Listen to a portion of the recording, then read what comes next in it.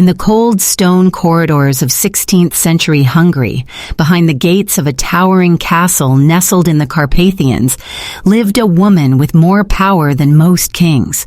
She was nobility, a cousin to monarchs, master of vast estates, and ruler over hundreds of lives. Her name was Elizabeth Báthory. She had everything wealth could buy: land, servants, jewels, influence. Everything, except the one thing time always steals: youth. And when time began to take that from her, Elizabeth decided to take something back. Not time itself, but the blood of those who still had it. For over 20 years, she hunted the innocent, not out of rage or vengeance, but out of obsession. She believed that young, untouched blood could stop aging, that it could restore her skin, smooth her face, and preserve her beauty forever. To Elizabeth, these girls were not people. They were ingredients in a twisted beauty ritual.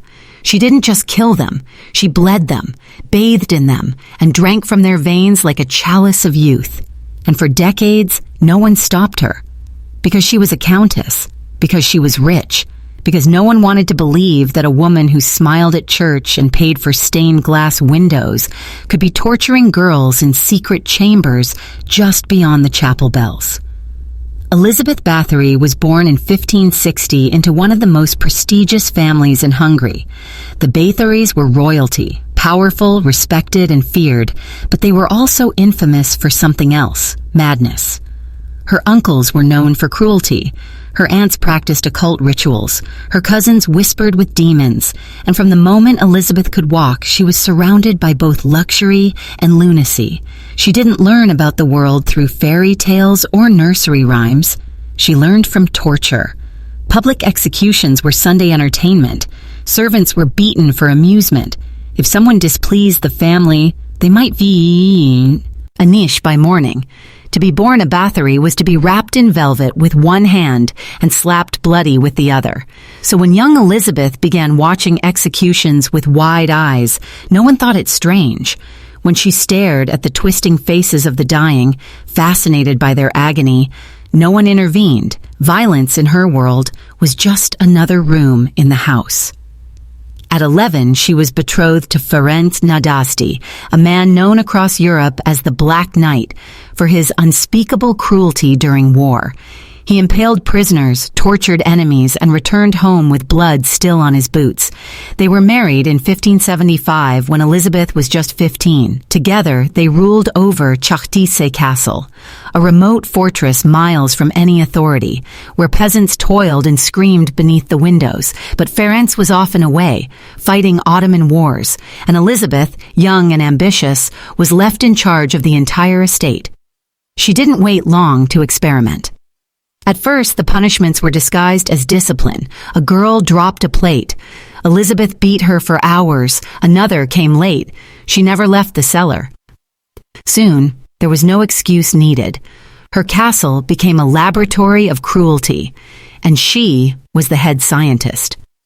While her husband was off perfecting the art of war, Elizabeth perfected the art of pain. They even shared ideas. During one brief visit home, Ferenc allegedly showed Elizabeth how to stuff oiled paper between a servant's toes and light them on fire, just to hear the screams.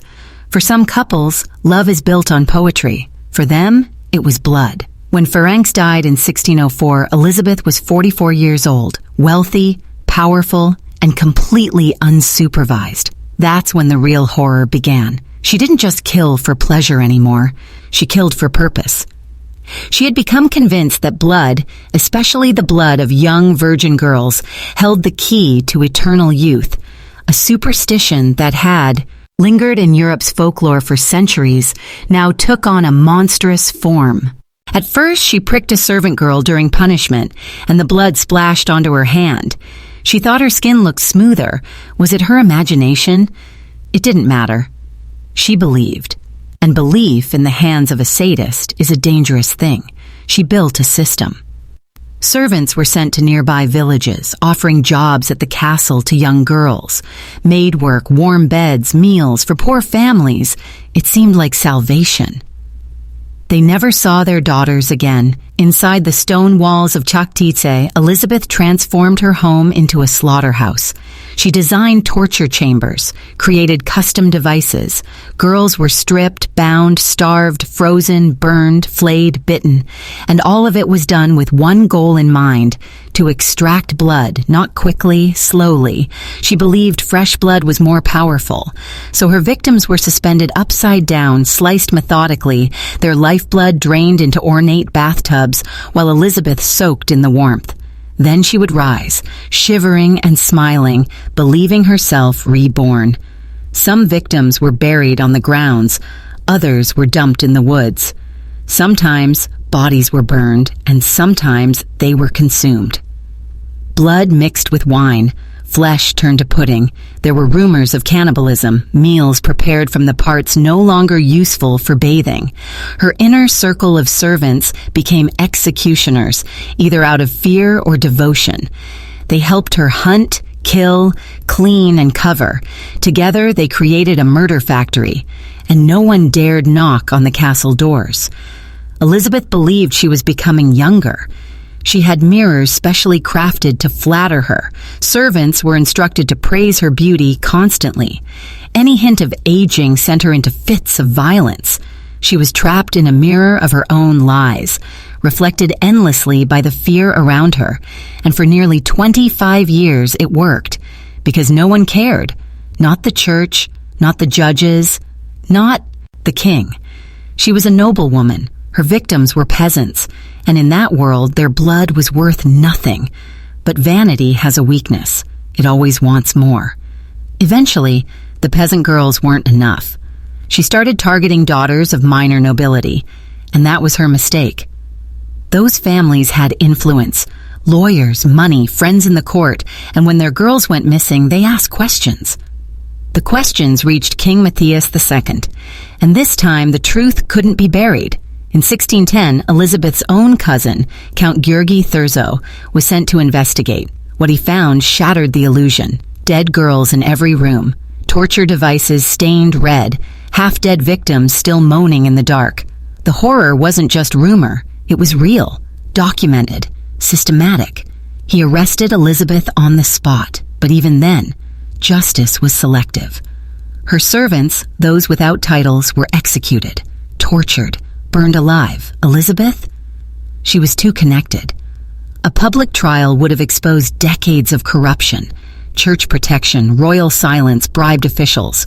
The court couldn't risk it. So she was sentenced quietly, walled up in her own castle. A single room, no windows, just a slit for food and air. There she spent her final 4 years, alone, aging, forgotten. She died in 1614. The girl who once bathed in blood rotted in the dark, unseen by the world she tried to conquer. But even in death, she escaped full consequence. Her family kept their lands, their titles, their wealth. The Báthory name survived. But her victims? Hundreds of them? Their names were never written. Their stories were buried with them. And Elizabeth became a myth, a legend, a monster in horror stories, a vampire, the Blood Countess. But behind the myth is a darker truth. Elizabeth Báthory didn't murder because of madness. She murdered because she could, because power allowed her to, because society protected her. And that's the most terrifying part. She wasn't a lone monster in the night. She was a reflection of what happens when evil is wrapped in gold and no one is willing to speak. Remember her.